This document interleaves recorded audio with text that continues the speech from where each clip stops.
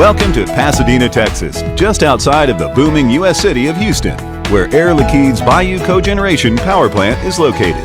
Air Liquide is one of the world's largest producers of industrial gases used to create and power products we use every day.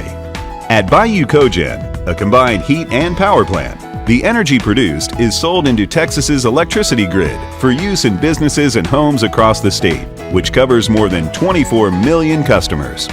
The excess heat is used efficiently for steam that is sold to nearby industrial facilities in Pasadena for use in their processes. Bayou Cogen reliably produces more than 1,300 metric tons of steam for their customers per hour.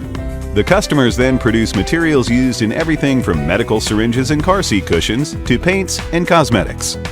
But Air Liquide faced a challenge with aging gas turbine assets that were experiencing typical degraded performance in output and efficiency with the passing years. So Air Liquide chose to do the upgrade here at Bayou Cogeneration to extend the life of our assets to be able to meet our commitments to our customers. After careful evaluation of our plant and looking at our different options, we decided to go with a flange-to-flange approach rather than building new.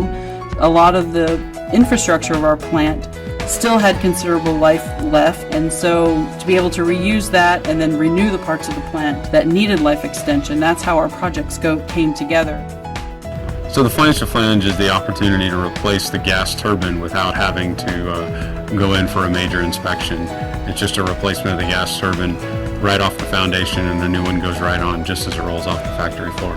A flange-to-flange solution features a full gas turbine engine replacement that fits with Air Liquide's current plant technologies and footprint, and allows for multiple technology upgrades to be implemented in a single outage.